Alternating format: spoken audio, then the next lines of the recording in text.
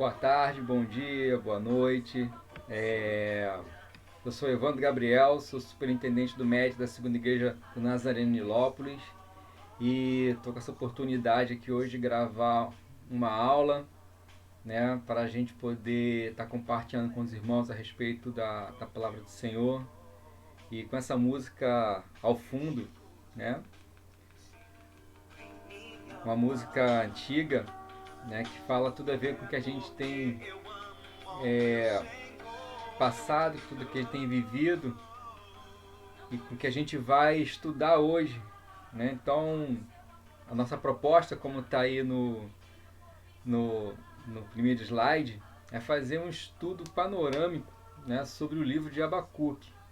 É algo, como o nome como já propôs, algo estudo panorâmico. Então a gente não vai aprofundar muito, a gente não vai, até porque o tempo não permite. Mas foi o que veio ao meu coração quando a gente vivendo esses momentos que nós estamos vivendo, né, de pandemia, momentos de incertezas, muitas notícias nos jornais de morte, de curva que sobe, curva que tem que achatar, quantidade de pessoas morrendo, que ainda vai chegar ao caos, muitas notícias ruins de prognóstico, irmãos nossos doentes, né? Nós estamos com o nosso pastor doente, né? Então nós estamos em relógio de oração pela vida do nosso pastor, e não só por ele, mas por tantos outros irmãos nossos de outras igrejas, pelo Brasil, orando pelo Brasil para que isso seja abreviado, que isso seja interrompido. Notícias de desemprego, notícias de desespero, né? Então a gente fica com o coração apertado, com o coração preocupado, né? E eu pensei em trazer uma palavra, né, de estudo nesse livro de Abacuque, né? Então, né, como os irmãos podem observar no primeiro slide, né, tem o justo viverá pela fé, estudo panorâmico do livro de Abacuque. Né? Então, a bibliografia consultada, né, para quem quiser se aprofundar mais no livro de Abacuque, né, eu usei algum material, né, eu usei esse livro aqui, que é o primeiro ali, ó, como ler a Bíblia, né, livro por livro, né, tem um comentário de Beacon, né, volume 5, Abacuque, como transformar o desespero em cântico de vitória, né, que é de Hernán Dias Lopes, e também consultei várias bíblias de estudo, em várias versões. A Bíblia de Jerusalém, a Bíblia Anotada, a Bíblia de Estudo das Profecias, né, a Bíblia King James, fiel, né, 1611, e o aplicativo JFA Offline, que é o qual eu vou fazer a leitura. Né? Eu vou usar esse aplicativo para poder fazer a leitura do livro de Abacuque durante aqui o estudo. Então, nesse primeiro momento, a gente vai fazer uma oração, né, para que Deus fale aos nossos corações, para que Deus possa, através de Sua palavra, ministrar aos nossos corações, como tem ministrado ao meu, através dessa palavra. Né? Então, que a gente possa orar ao Senhor nesse momento. Senhor Jesus, nós colocamos nas Tuas mãos tudo que vai acontecer aqui, esse estudo, essa palavra, porque a palavra é Tua, não é minha, e que a Tua palavra venha ao encontro do nosso coração, da nossa necessidade, na necessidade da Tua igreja, e que nosso coração seja acalmado e confortado pelo Teu Santo Espírito. Em nome de Jesus, amém. Então, irmãos, avançando aí no estudo, né, no slide, bom, o justo viverá pela fé, né, o estudo panorâmico do Abacuque, que é uma profecia, né? Então, nós temos os profetas maiores, os profetas menores. É interessante que o profeta maior e menor, essa classificação não é pela importância dele, é pela quantidade de material. O Abacuque, ele é um profeta menor, tá? Então, existe o profeta antes do exílio, né, que está aí para Israel. Nós temos Amós e Oséias, profetizaram para Israel. Para Nínive, Jonas e Naum. Para Edom, Obadias. Para Judá, está aí Joel, Isaías, Miqueias, Sofonias, Jeremias e Abacuque. Esses profetas profetizaram para esse público, para essa nação, para esse povo. Né? Então, e nessa época, antes do exílio. Durante o exílio, né, quando os judeus estavam na Babilônia, Daniel e Ezequiel. E após o exílio, né, ou seja, para o remanescente após o retorno, né, nós temos aí Ageu, Zacarias e Malaquias. Então, só para ter uma visão geral, né, a respeito das classificações aí e para quem, qual foi o direcionamento de cada profecia. Né? Data e autoria. Vamos lá. Os estudiosos situam, né, a data do livro de Abacuque em 607 a.C. Né? Nessa bibliografia que a gente colocou, você pode estudar mais a fundo como é que eles chegam a essas datas, né? Eventos históricos, eventos que localizam, né, a escrita do livro nessa data. Né? Foi durante o reinado do iníquo rei Jeoaquim, filho de Josias. Né? Antecedentes bíblicos, né? Se você quiser saber o contexto bíblico antes dessa profecia, e naquela região, naquela época ali, está nesses dois livros aí, 2 Reis, capítulo 22 e 23, e 2 Crônicas 34, de 1 a 34, 36, 4.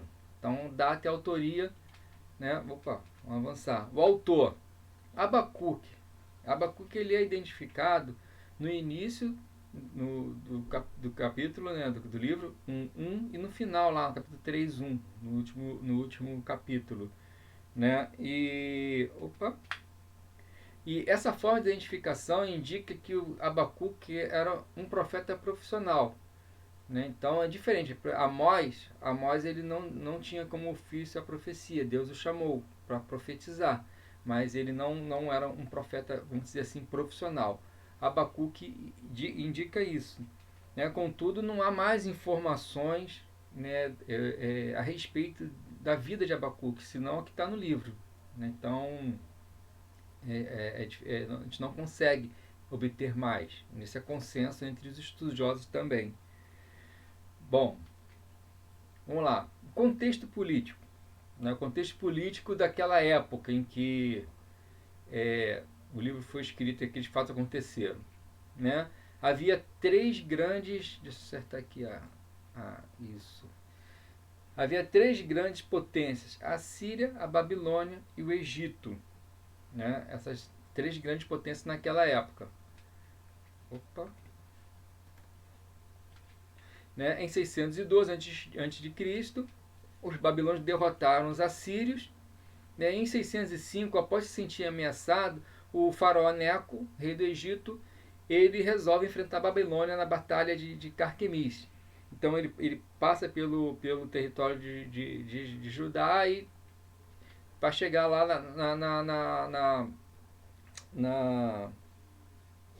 na batalha com a Babilônia. E foi nessa batalha que Josias morreu. Né? Após derrotar o Egito, a Babilônia torna-se a única superpotência. Né? Jerusalém é tomada pelos babilônios em 3 etapas. No ano de 605, 597, depois de 587. Né? Então, estou falando rápido assim mesmo, porque só para ter uma contextualização. Né? Contexto religioso. Né? Como é que estava naquela época? Conforme aqueles textos lá que a gente disse, né? Deixa eu diminuir aqui um pouquinho a tela. Isso. A reforma religiosa realizada pelo rei Josias não teve a profundidade necessária, segundo a Reis 22 a 23 e em Crônicas também. Alguns estudiosos dizem porque justamente pelo fato dele ter morrido em combate, é que ele não conseguiu concluir e consolidar essa reforma. Né? Então, você lendo os textos lá, você vê que tão logo ele morre, os filhos que o sucedem, eles voltam a praticar todas aquelas abominações, né, que a gente pode verificar no texto bíblico. Né? Então, embora Josias tenha feito uma reforma. Né? Tão logo Josias morreu, né, o povo voltou a se rebelar contra Deus. Né? Como consequência, o cálice da ira de Deus se transbordou e Jerusalém foi sitiada e por fim caiu cativa diante da Babilônia. Né? Então, esses aí foram os três, a contextualização de data, autoria, de profecia. Agora, ênfases. Né? Quais são as ênfases que o livro de Abacuque nos traz? Né? A indignação do profeta diante da aparente tolerância de Deus com a injustiça. É uma ênfase. Outra ênfase. A confiança do profeta na justiça e no poder de Deus. Mais uma. A atitude do justo é de fidelidade e confiança em Deus. A gente vai ver essas coisas, né, durante a análise do texto. A garantia de Deus de que os maus serão punidos. Né? Então nós temos essas ênfases no estudo, né, do livro de Abacuque. Né? Então vamos lá. Então eu escolhi pegar um esboço. Né? Sempre bom quando vai fazer um estudo, né, você tem um esboço, porque um esboço ele te dá uma visão panorâmica do todo do livro. Né? E eu escolhi o esboço do livro do esboço que tem na Bíblia, essa Bíblia aqui, Bíblia de Estudos das Profecias. Né? Então eu peguei esse esboço, né, e transcrevi aqui. Né? Então tem lá o enfoque, né, problemas de Abacuque e louvor de Abacuque. Aí tem a referência, tem lá a divisão direitinho dos capítulos, né, dos versículos. A gente vai seguir essa leitura, a gente vai fazer essa leitura. Né? O livro de Abacuque não é um livro grande, são 3 capítulos, né, profundo, mas é pequeno, né, assim, em termos de material, né, profetas menores, né, em quantidade do material, mas muito profundo, tem textos maravilhosos ali, conhecidíssimos. Né? Então, a divisão, ela está... nos 2 primeiros capítulos é o diálogo de Abacuque com Deus. E o terceiro é a oração final. Então, no primeiro, parte lá que está na Bíblia de Estudo da Profecia, separou assim, problemas de Abacuque. Né? Tem lá o primeiro problema de Abacuque, né? Está lá do versículo 1, do capítulo 1 até o 1:5. Aí tem a primeira resposta de Deus. Aí tem o segundo problema de Abacuque. Aí tem a segunda resposta de Deus. E no final tem um louvor de adoração. Oração de louvor de Abacuque. Né? Nós temos um tópico, eles também colocaram 2 tópicos interessantes. Na primeira parte aí a fé problemática e depois a fé triunfante. Ele também separou, né, o que Deus está fazendo, né, e quem é Deus. Né? E o cenário, a nação de Judá. Tá? Então tem aí a fonte, né, Bíblia de Estudos de Profecia, Sociedade Bíblica do Brasil, editora Atos. Né? Então tem esse esboço, né? Você vai encontrar outros esboços em outros livros, em outras bíblias, mas o livro de Abacuque, ele é bem arrumadinho, ele é bem claro assim nas divisões, então fica mais fácil de se estudar. Né? Diferente, existem alguns livros que são mais complexos, né? de se entender a estrutura geral, e tem muita divergência dependendo do estudioso que fez o esboço ou não, tal. Mas o Abacuque é meio certinho, então não tem muita divergência não. Amém? Então vamos seguir aí na nossa análise agora. Agora, depois de a gente ter todo esse esboço, depois de ter todo esse bate-papo assim, introdutório, para fazer um pano de fundo, né, para a gente não ficar totalmente solto, né, conforme eu estava na igreja há um tempo atrás dando uma aula em classe única, estava explicando, a gente precisa ter essa visão geral, para onde se encaixa a história, para a gente poder ter a visão do todo, né, e não ficar perdido, né, e não saber o porquê que as coisas estão acontecendo. Lógico, aqui de uma forma bem panorâmica, mas tem toda a bibliografia lá no início para você poder aprofundar. Então vamos lá, primeira parte é o primeiro problema de Abacuque, que é do versículo 1, do capítulo 1 até o versículo 4. E a aparente omissão e silêncio de Deus diante de toda a injustiça. Então, pega a sua Bíblia e vamos dar a leitura, vamos ler. Né? Não acompanhe na sua Bíblia. Eu estou aqui naquele aplicativo, né, JFA, e com a versão NVI, tá? Então, capítulo 1, né? Abacuque 1, de 1 a 4. Vamos lá. A advertência do profeta Abacuque. Até quando, Senhor, clamarei por socorro sem que tu ouças? Até quando gritarei a ti violência sem que tragas salvação? Por que me fazes ver a injustiça e contemplar a maldade? A destruição e a violência estão diante de mim. Há luta e conflito por todo lado. Por isso a lei se enfraquece e a justiça nunca prevalece. Os ímpios prejudicam os justos, e assim a justiça é pervertida. Bom, parece os dias atuais, né? O livro de Abacuque é um dos livros mais atuais, assim, em termos de contexto político e econômico que acontece, né? Parece que ele está aqui com a gente hoje, aqui. Então, e o que incomoda ele é isso, né? Ele tem a visão, né, do que está acontecendo, das injustiças, de tudo de ruim que está acontecendo, e ele reclama, ou ele coloca diante de Deus o questionamento dele, né? Como se Deus estivesse ali sem fazer nada. E quantas vezes a gente vê essas injustiças, a gente vê tudo de ruim que acontece no mundo, a gente pergunta, onde está Deus? Principalmente a gente, basicamente não, mas você vê muito isso daquelas pessoas que não conhecem, não têm um relacionamento íntimo com Deus, não conhecem a palavra. Você vê as pessoas perguntando muito aí fora, se Deus existisse, essas coisas ruins não aconteceriam, né? Não, eu creio que muitos de nós, ou quase todos nós, já ouvimos isso em algum momento. Então, e nós também temos as nossas crises, né? Abacuque estava em crise, né? E o que é interessante que eu acho é que não é pecado ter crise, não é pecado a gente ficar sem saber o que está acontecendo, ou ir diante de Deus e derramar o coração e falar, Senhor, por que essas coisas estão acontecendo? Era essa a situação de Abacuque. Então, o problema que afligia Abacuque, ele é atualíssimo, né? E quais são? Por que o justo padece e o ímpio prospera? Não é? Por que Deus permite tudo isso? Por que Deus não me responde? Tem isso também, né? Porque você olhando, voltando aqui no texto, olha só, lá no versículo 2, ele fala, até quando, Senhor, clamarei por socorro sem que tu ouças? Então você vê que ele já vinha ali derramando o coração dele diante de Deus, colocando diante de Deus a dificuldade dele, e ele entendia que Deus não respondia, não havia uma resposta de Deus. Então ele coloca, até quando, Senhor? Até quando? Por que não me responde?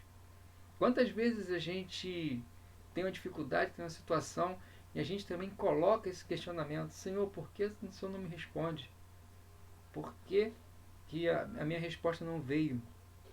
Será que o Senhor está me ouvindo? Creia, Deus está te ouvindo. Deus está te ouvindo, com certeza.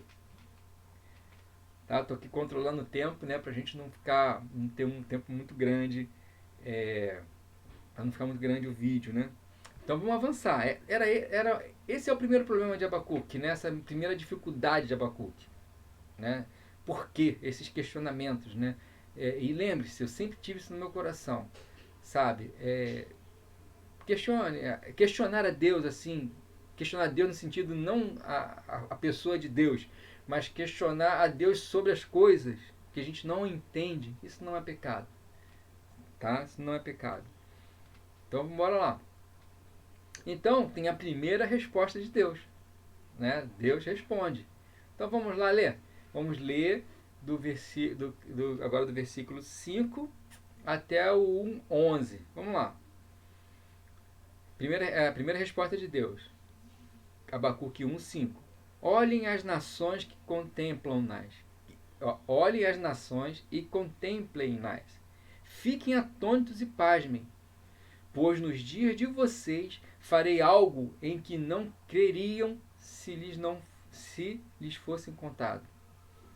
Estou trazendo os babilônios, nação cruel e impetuosa, que marcha por toda a extensão da terra para apoderar-se de moradias que não lhe pertencem. É uma nação apavorante e temível, que cria a sua própria justiça e promove a sua própria honra. Seus cavalos são mais velozes que os leopardos, mais ferozes que os lobos no crepúsculo. Sua cavalaria vem de longe, seus cavalos vêm a galope. Vem voando como ave de rapina que mergulha para devorar. Essa é a descrição do povo babilônio, feita por Deus. Todos vêm prontos para a violência. Suas hordas avançam como o vento do deserto e fazem tantos prisioneiros como a areia da praia. Menosprezam os reis e zombam dos governantes. Riem de todas as cidades fortificadas, pois constroem rampas de terra e por elas as conquistam. Depois passam como o vento e prosseguem. Homens carregados de culpa e que têm por Deus a sua própria força. Bom, essa foi a resposta de Deus, né, ao questionamento de Abacuque. Né? Então, o que a gente aprende com isso? Né? Deus responde para Abacuque o seguinte: ó, a punição virá, mas mediante os babilônios. Os babilônios, eles serão o meu instrumento para punição, porque aquelas situações todas que Abacuque estava denunciando não eram dos babilônios. Ele estava denunciando a situação de Israel, de Judá. Ele estava falando de Deus, das coisas que estavam acontecendo em Judá. Né? Então, ele não estava descrevendo que aquilo tudo ali, do início do capítulo 1, que eram os ímpios que estavam fazendo. Não, era ali o povo de Deus fazendo aquilo. E a resposta de Deus vem: olha só, eu vou punir. Eu vou trazer a punição e vai ser pelos babilônios. E a resposta, a gente pode ver, né, analisando, foi longe daquilo que o profeta esperava. A gente vai ver na sequência. E isso aí mostra o seguinte: a gente às vezes não consegue compreender, né, os caminhos de Deus. Na verdade, na maioria das vezes, né, se não é o Espírito Santo de Deus nos dando direcionamento, se não é o Espírito Santo de Deus fazendo com que nós entendamos a vontade de Deus na nossa vida, a gente não tem capacidade, a gente não consegue acompanhar, porque Deus está além da nossa capacidade de entendimento. Nós não temos a visão do todo. Né? Eu sempre lembro disso, né? Quando a gente tem os nossos filhos, a gente consegue compreender essas situações. Né? Quando os nossos filhos pedem alguma coisa, ou quando a gente vê que as crianças, né, principalmente os bebês, eles estão às vezes numa situação de extremo perigo, estão na tranquilidade, como dizem lá no trabalho, tem muito disso: estou na tranquilidade do ignorante. Então você está ignorando o perigo, então você está tranquilo, mas não é porque as coisas estão tranquilas, você está tranquila porque você ignora o perigo, você não tem noção do todo, você não consegue ver o todo, mas Deus consegue ver. E às vezes a gente não consegue acompanhar, captar essa dimensão de Deus, porque nós somos limitados, nós temos essa limitação. E essa foi a resposta de Deus. Então vamos ver como é que Abacuque encarou essa resposta, né? Como é que Abacuque interpretou essa resposta de Deus. Vamos lá. Aí nós vamos lá, lembrando do nosso esboço, nós vamos para o segundo problema de Abacuque. É o segundo problema dele. Está lá nos versículos 1, do capítulo 1, do versículo 12 do capítulo 1 até o versículo 1 do capítulo 2. Vamos lá.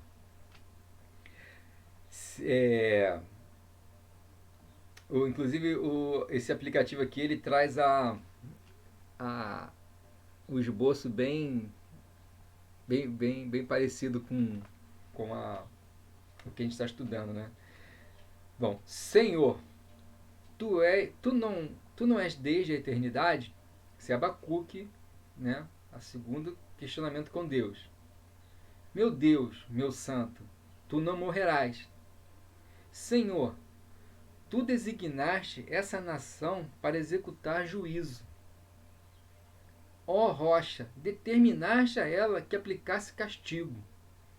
Teus olhos são tão puros que não suportam ver o mal. Não podes tolerar a maldade. Por que toleras então esses perversos? Aí você vê a crise de Abacuque.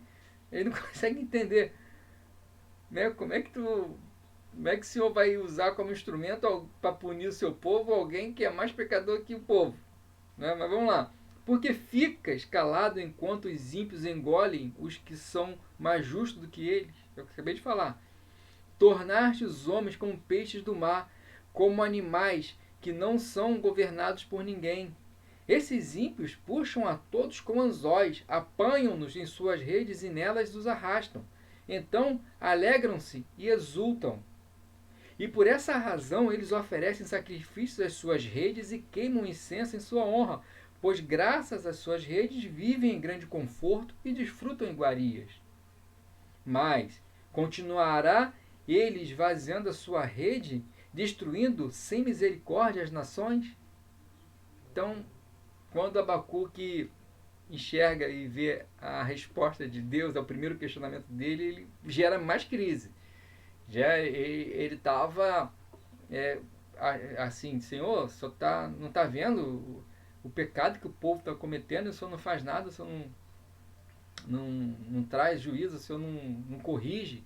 Aí Deus fala, não, vou corrigir. Aí vou corrigir, vou usar um povo ímpio. Aí ele fica mais em crise. Como assim? Né? O senhor vai castigar a gente, o seu povo, com alguém que é mais pecador do que ele? Como é que pode isso? Esse povo é ímpio. Eles são impetuosos. São mais pecadores que a gente.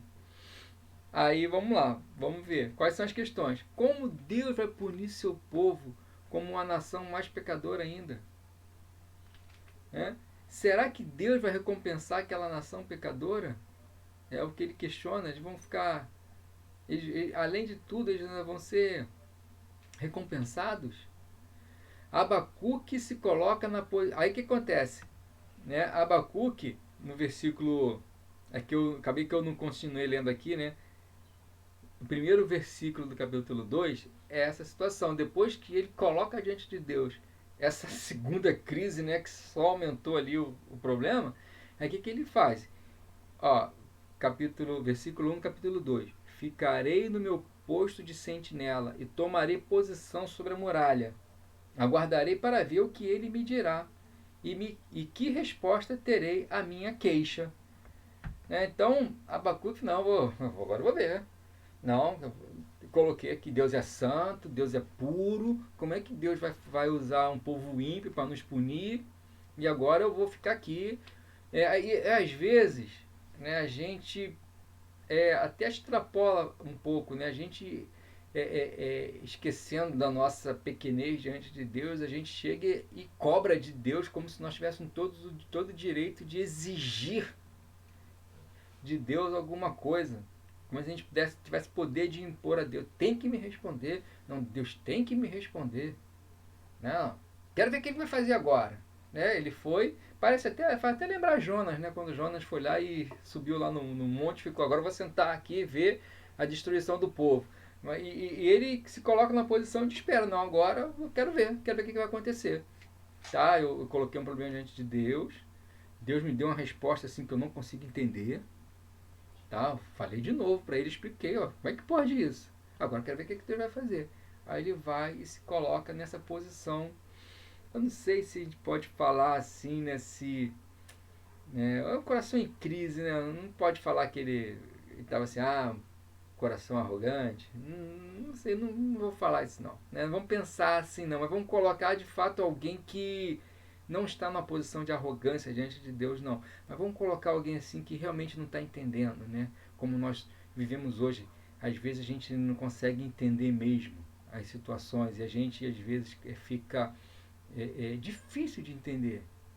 Né? Nós somos humanos. E o lindo de tudo isso é que Deus sabe que nós somos humanos. Está lá no Salmo 103. Né? Uma passagem que eu sempre acho espetacular, essa passagem de Salmo 103, que mostra o amor de Deus por nós, a compreensão.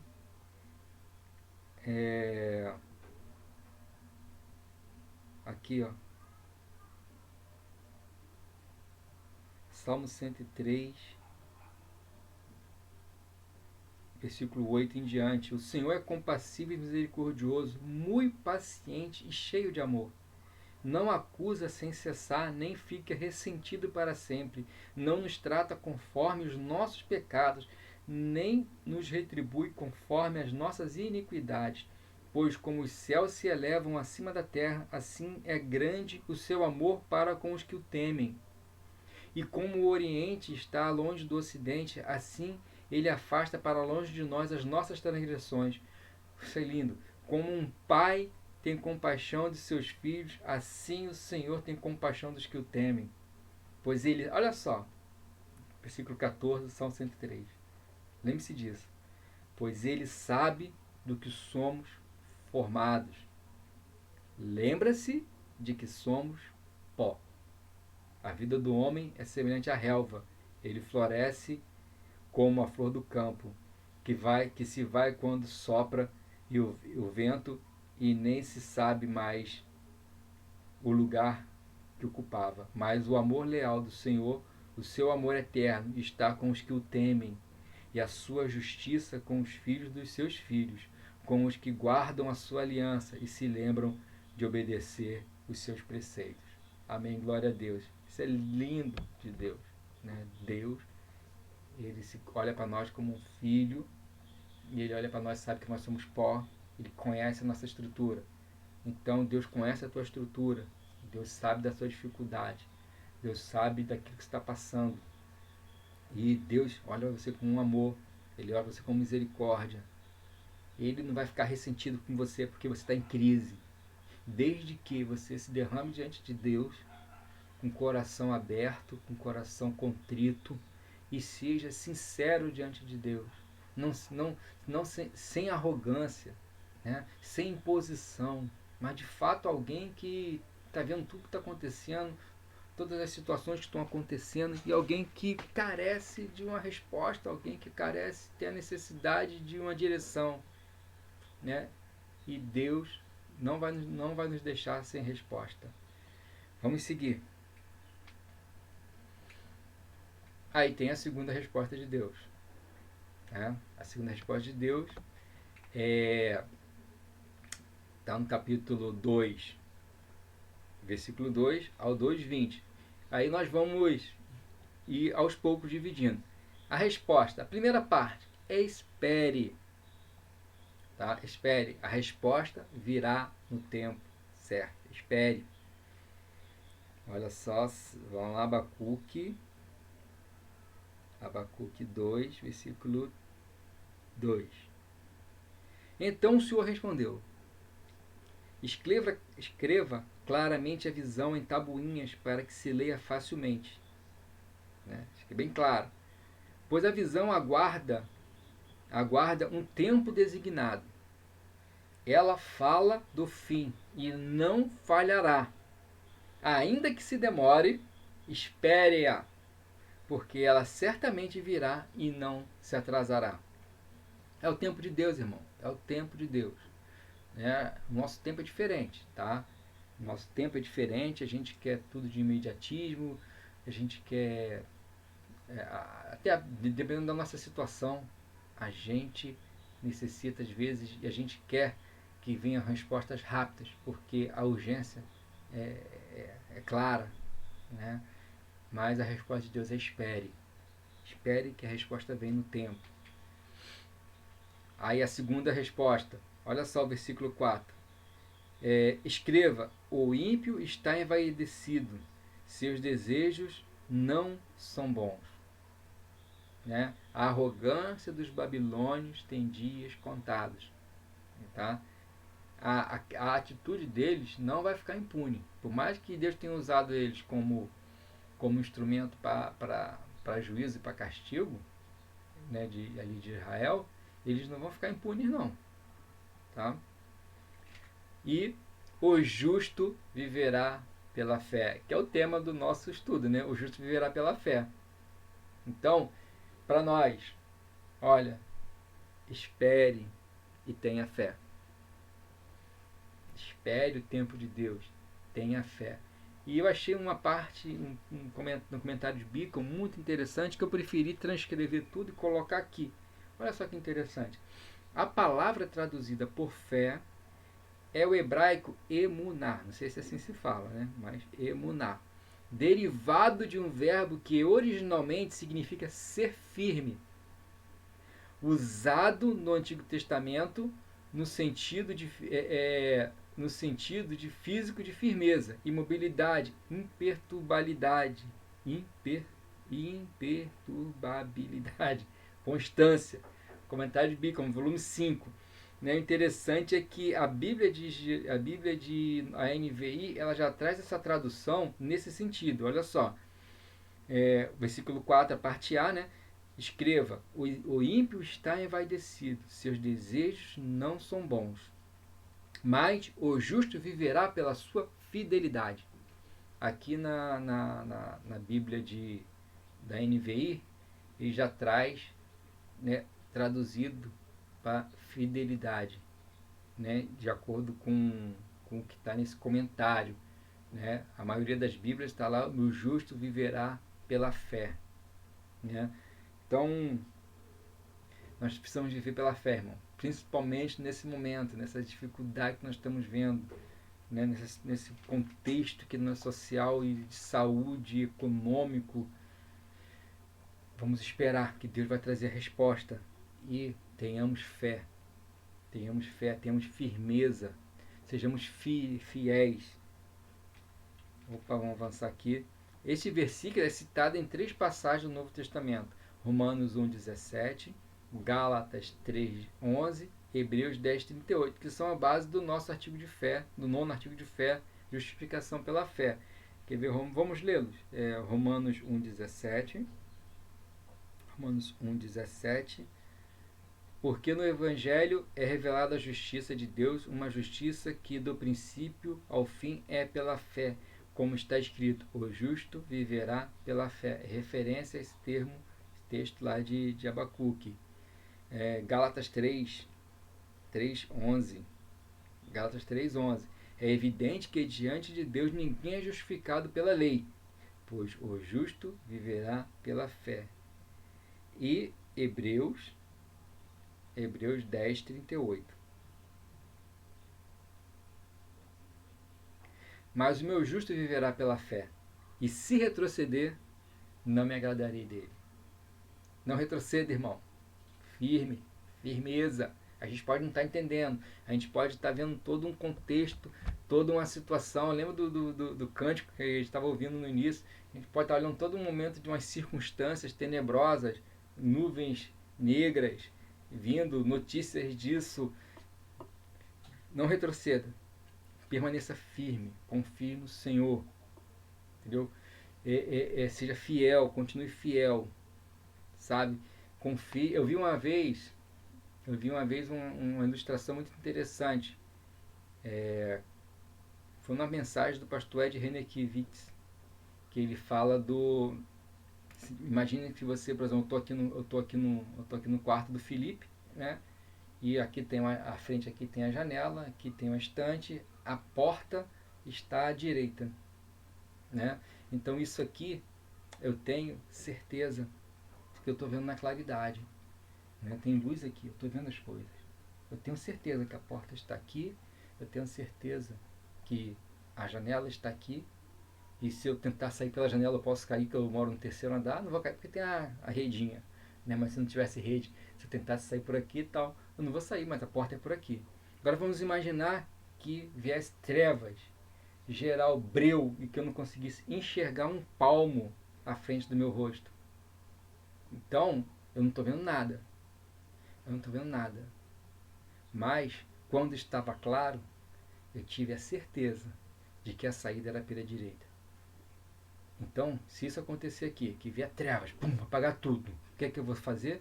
Eu vou levantar e vou sair pela direita. Porque é pela direita que eu sei, que eu tenho certeza que a porta está. Então, quando tiver tudo escuro, eu não posso duvidar daquilo que eu tive certeza na claridade. Essa é a lição. Então, as nossas experiências, as nossas experiências com Deus, né, em qualquer momento, elas vão nos dando a certeza da fé, a certeza de quem é Deus. conhecendo Deus, conhecendo a vontade de Deus, estudo experiências que às vezes pode achar pequena ou grande, não importa, a experiência com Deus. Todas essas experiências vão nos dar a dimensão e o caráter de quem é Deus, que Deus é o caminho, Jesus é o caminho, a verdade e a vida. Não há nenhum caminho, não há outro caminho senão, que não seja por Ele. Quando a gente tem essa certeza, baseada nas nossas experiências, quando vem a escuridão, a gente não duvida. A gente sabe qual é o caminho. Eu posso não estar enxergando nada, mas eu sei que o caminho, qual a direção que eu devo seguir.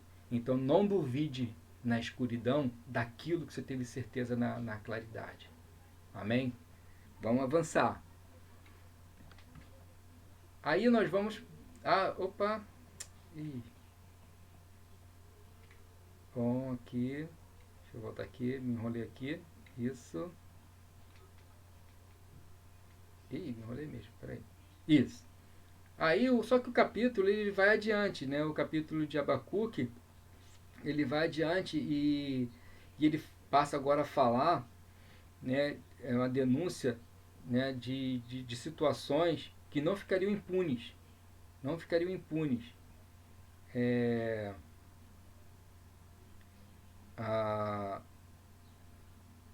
E que alguns comentaristas, que a partir aqui agora, quer ver?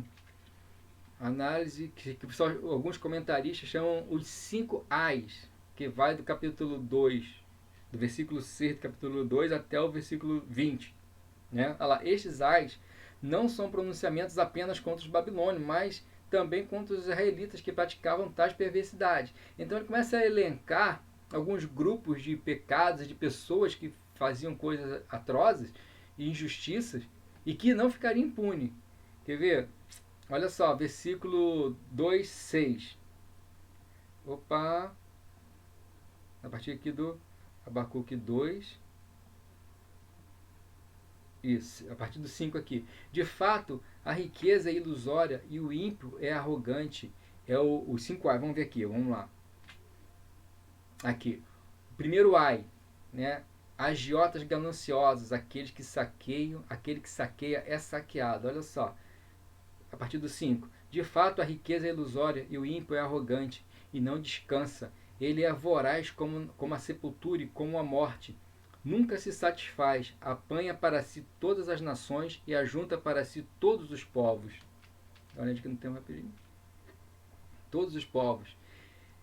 Todos estes povos um dia rirão dele com canções de zombaria e dirão: ai daquele que amontoa bens roubados e se enriquece mediante extorsão. Até quando isto continuará assim? Seus credores não se levantarão de repente? Não despertarão os que o fazem tremer? Agora você se tornará vítima deles, porque você saqueou muitas nações. Todos os povos que restaram o saquearão, pois você derramou muito sangue e cometeu violência contra terras, cidades e seus habitantes. Esse é o primeiro ai. O segundo ai. Os extorsionários que pensam estar seguros, o conquistador arrogante é humilhado. 9 a 11. Ai daquele que obtém lucros injustos para a sua casa, para pôr seu ninho no alto e escapar das garras do mal. Você tramou a ruína de muitos povos, envergonhando a sua própria casa e pecando contra a sua própria vida. Pois as pedras clamarão da parede e as vigas responderão do madeiramento contra você. Terceiro ai. Os governantes que edificam cidades com os muros com o sangue dos menos afortunados. O prédio do construtor torna-se combustível para o fogo. Ai daquele que edifica uma cidade com sangue e a estabelece com crime. Acaso não vem do Senhor dos Exércitos que o trabalho dos povos seja só para satisfazer o fogo e que as nações se afatiguem em vão? E a terra se encherá do conhecimento da glória do Senhor como as águas enchem o mar. Esse foi o terceiro ai. O quarto ai é do 15 a 17. Pessoas lascivas que usam álcool como prelúdio para a perversão. 15 a 17. Aquele que leva o outro a se embebedar, bebe vergonha do cálice da ira de Deus. Ai daquele que dá bebida ao seu próximo, misturando-a com o seu furor, até que ele fique bêbado, para lhe contemplar a nudez. Beba bastante vergonha em vez de glória. Sim, beba você também e se exponha. A taça da mão direita do Senhor lhe é dada. Muita vergonha cobrirá a sua glória. A violência que você cometeu contra o Líbano o alcançará, e você ficará apavorado com a destruição de animais que você fez. Pois você derramou muito sangue e cometeu violência contra terras, cidades e seus habitantes. Esse foi o quarto ai. O quinto, os idólatras que adoram objetos inanimados. O ídolo mudo é silenciado diante do Senhor, que está presente no seu santo templo. De que vale uma imagem feita por um escultor? Ou um ídolo de metal que ensina mentiras? Pois aquele que o faz confia em sua própria criação, fazendo ídolos incapazes de falar. Ai daquele que diz à madeira, desperte, ou à pedra sem vida, acorde. Poderá isso dar orientação? Está coberta de ouro e prata, mas não respira. Mas o Senhor está no seu santo templo. Diante dele fique em silêncio toda a terra. Amém. Glória a Deus. Esse é o final do segundo capítulo, né, que vem com essas sentenças, né, contra esses grupos de pessoas que cometiam essas injustiças e esses pecados. Né? O Senhor não deixará impune. Né? O Senhor, tudo que acontece, isso serve para a gente hoje. Né? Toda essa maldade que acontece, toda essa perversidade, não ficará impune diante dos olhos do Senhor. Deus está no controle de todas as coisas. Deus está no controle. E o profeta, que lá no início começa o diálogo dele com Deus, com reclamação, ele termina louvando a Deus. Depois que ele tem esse momento com Deus, de colocar diante de Deus toda a sua angústia, aquilo que o angustiava e que o deixava em crise, e vendo a resposta de Deus, ele vai e finaliza com um lindo salmo de louvor, que agora aqui, a oração de louvor de Abacuque, do versículo, capítulo 3. Né? Então, Abacuque começa questionando a Deus, mas conclui seu livro com um salmo de louvor pela pessoa, pelo poder e pelo plano de Deus. Vamos ver essa análise. Nosso tempo já está apertado. Abacuque ora pela misericórdia de Deus. Capítulo 3, versículo 1 e 2. Oração do profeta Abacuque, uma confissão. Senhor, ouvi falar da tua fama. Temo diante dos teus atos, Senhor. Realiza de novo em nossa época, ó Senhor, realiza de novo em nossa época as mesmas obras, faze-as conhecidas em nosso tempo. Em tua ira, lembra-te da misericórdia. Essa é a oração inicial, né, pela misericórdia, né, daquele que questionou e agora ele reconhece o poderio, a grandeza e a sabedoria de Deus. Ele clama misericórdia. Abacuque recorda a misericórdia de Deus. Depois de pedir misericórdia, ele lembra, ele traz a memória de misericórdia de Deus. E nós vimos aqui, dividir vai ficar mais claro. Ele recorda também a glória de Deus. Olha só, versículos 3 e 4. Deus veio de Temã, o santo veio do monte Parã. Sua glória cobriu os céus e seu louvor encheu a terra. Seu esplendor era como a luz do sol. Raios lampejavam de sua mão, onde se escondia o seu poder. Então, é a declaração ali do poder e da glória de Deus.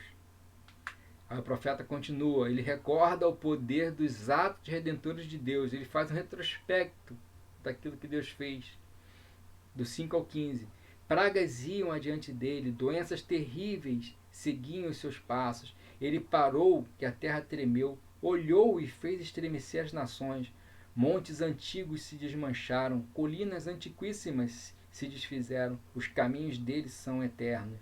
Vi a aflição das tendas de Cuxã, tremiam as cortinas das tendas de Midian. Era com os rios que está virado, Senhor. Era contra os riachos do teu furor, foi contra o mar que a tua fúria transbordou quando cavalgaste com os teus cavalos e com os teus carros vitoriosos.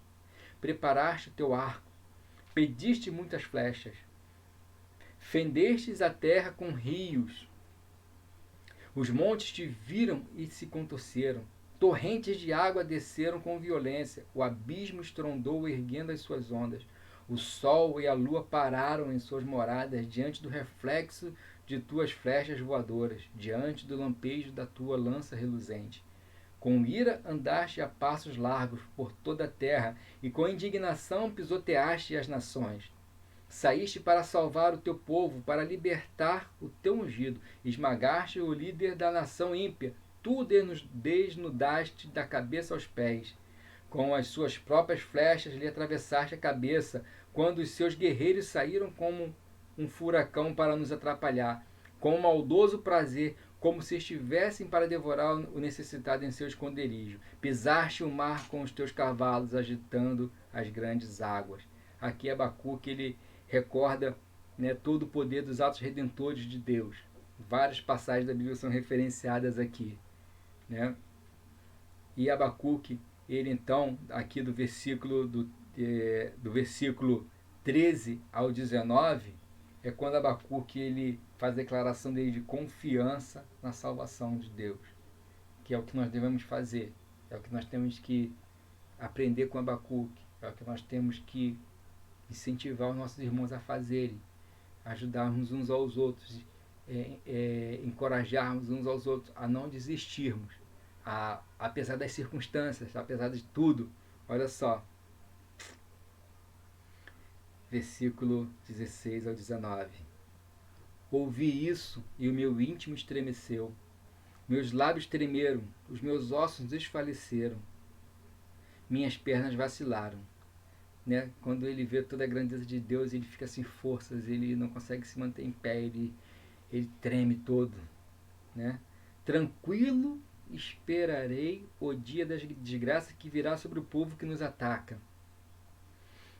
Aí, olha a declaração. Mesmo não florescendo a figueira, não havendo uvas nas videiras, mesmo falhando a safra de azeitonas, não havendo produção de alimentos nas lavouras, nem ovelha no curral, nem bois nos estábulos, ainda assim eu exultarei no Senhor e me alegrarei no Deus da minha salvação. O Senhor é soberano, é a minha força. Ele faz os meus pés como os do cervo. Ele me habilita a andar em lugares altos. Então, ainda que tudo, as circunstâncias digam que não, ainda que tudo pareça ruim, todavia nós devemos nos alegrar no Senhor, nos alegrar no Deus da nossa salvação. A figura aqui da corça é que a corça ela era pés firmes. Eu pesquisei, a figura indica que os pés da corça eram pés firmes e rápidos, que conseguiam subir nos lugares altos. Né? É o que Deus, ele vai nos dar firmeza e segurança, ele vai nos conduzir. Né? Basta o quê? Que nós tenhamos o quê? Que nós, independente das circunstâncias, que nós tenhamos a confiança e nos mantenhamos fiéis ao Senhor nosso Deus. Vindo aqui para a conclusão, irmãos, aqui não se guie por vista, né? Que é aquele cântico que nós estávamos cantando aqui, né? Interessante, né? E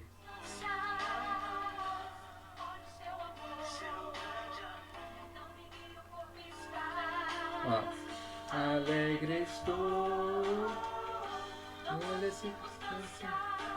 Exulte no Senhor e alegre-se em Deus que te salvou. Né? O Senhor é soberano e é a sua força. Ele faz os teus pés como firmes como os ligeiros, e ligeiro como o pé da corça. Deu o seu. Referência ao livro de Abacuque.